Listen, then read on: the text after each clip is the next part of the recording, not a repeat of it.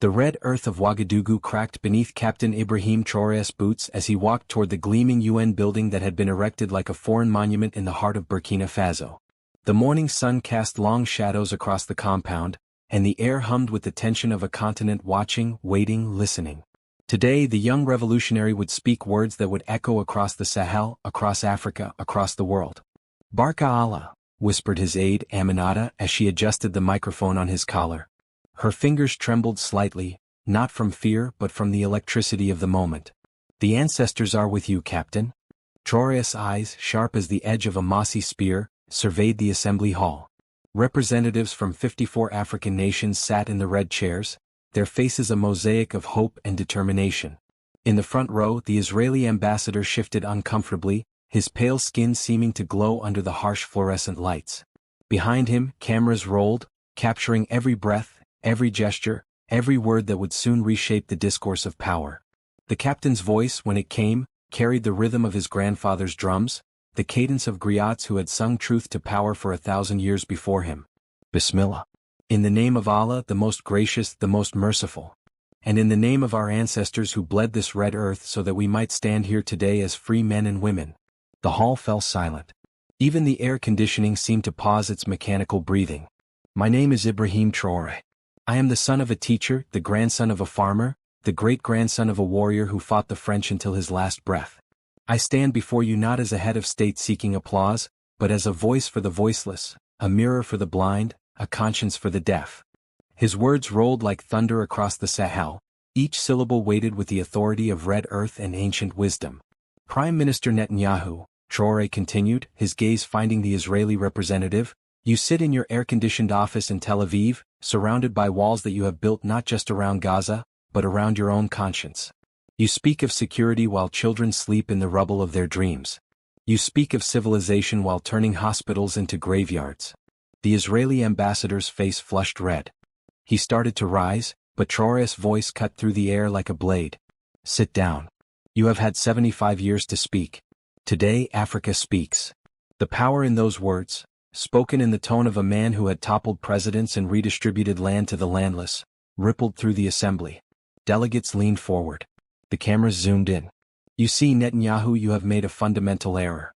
You believe that because you have American dollars and European weapons, you can act with impunity. You believe that because your victims are brown and Muslim, the world will look away. But you have forgotten something crucial. Africa is watching. Africa is remembering. And Africa is speaking. Traoré's voice dropped to almost a whisper, forcing the entire hall to strain to hear. In my village we have a saying, the hyena may eat the lion's kill, but it can never become the lion. You feast on the suffering of the Palestinian people, but you will never possess their dignity. You may have their land, but you will never have their souls. The silence that followed was profound, sacred. It was the silence of the mosque at dawn, of the church during communion, of the shrine where the ancestors whispered their wisdom to those who still knew how to listen. Let me tell you a story, Traoré continued, his voice now carrying the cadence of the griot, the storyteller, the keeper of truth. When I was a boy, my grandmother would tell me about the French colonial administrator who came to our village. He wore a white helmet and carried a whip. He told us that our land belonged to France, that our gold belonged to France, that our children belonged to France. The captain's eyes swept the assembly, connecting with each delegate, each camera, each heart that still beat with the rhythm of justice. My great-grandfather looked at this man and said, you may take our gold, you may take our land, but you cannot take our memories. And one day when the wind changes, those memories will become our weapons. A murmur rippled through the hall. Several African delegates nodded, recognizing the universal truth of the colonizer's arrogance and the colonized's resilience. Today, Netanyahu, the wind has changed. The memories of apartheid, of colonialism, of genocide, they have become our weapons. Not weapons of war but weapons of truth. Not weapons of destruction but weapons of conscience. Traoré stepped closer to the microphone, his voice rising like the call to prayer at sunrise. You have turned Gaza into the largest concentration camp in the world. You have made refugee camps into killing fields.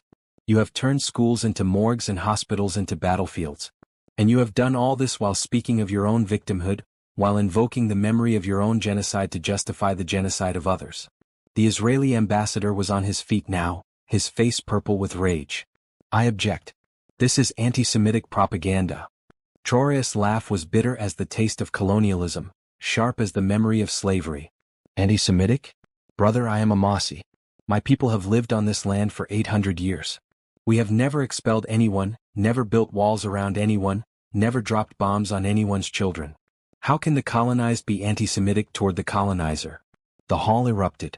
Half the delegates rose to applaud, while others shouted in protest. But Traoré's voice cut through the chaos like the drum that calls the village to assembly. Silence. You want to hear anti-Semitism? I will tell you what anti-Semitism is. Anti-Semitism is using the suffering of the Jewish people to justify the suffering of the Palestinian people.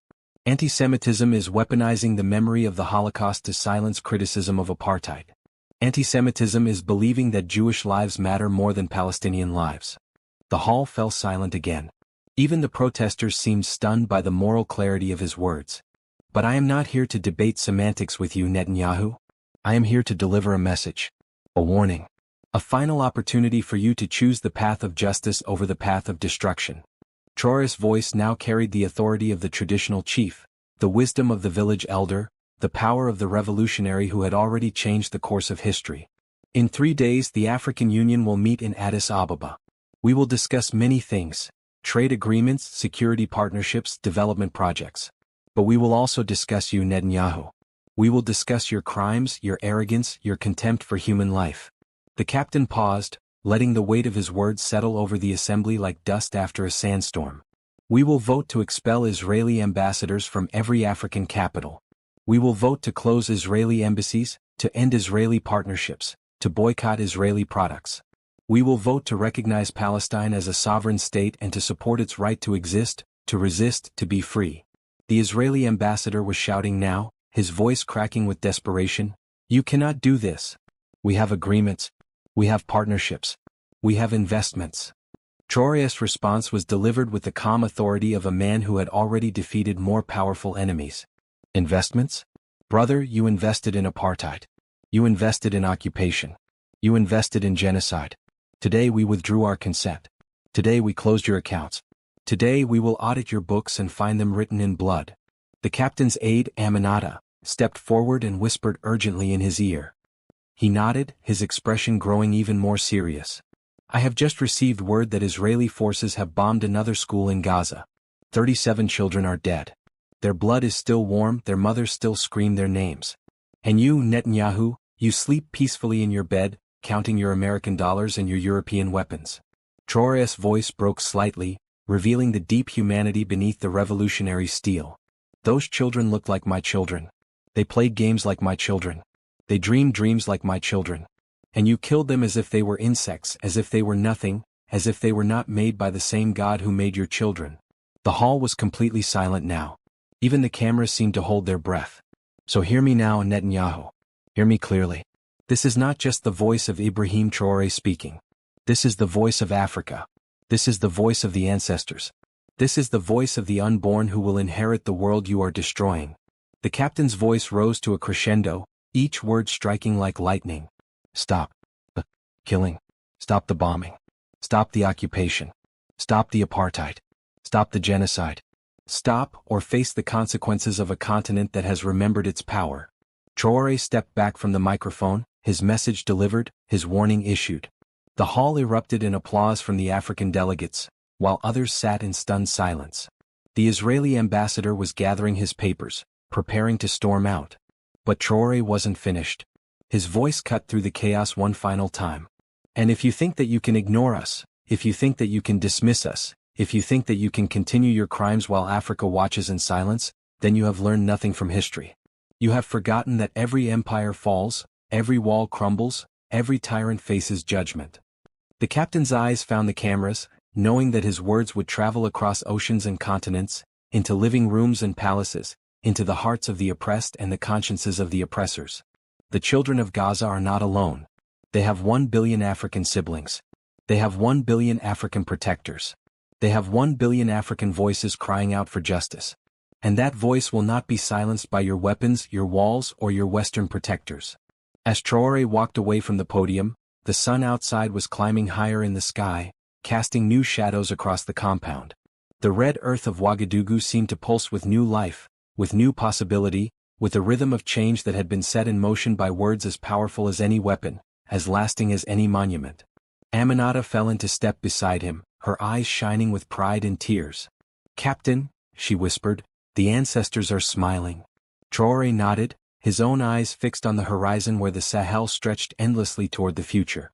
"They are not just smiling, sister. They are dancing. And soon the whole world will dance with them." Behind them, the UN building stood like a temporary structure in the face of eternal truths.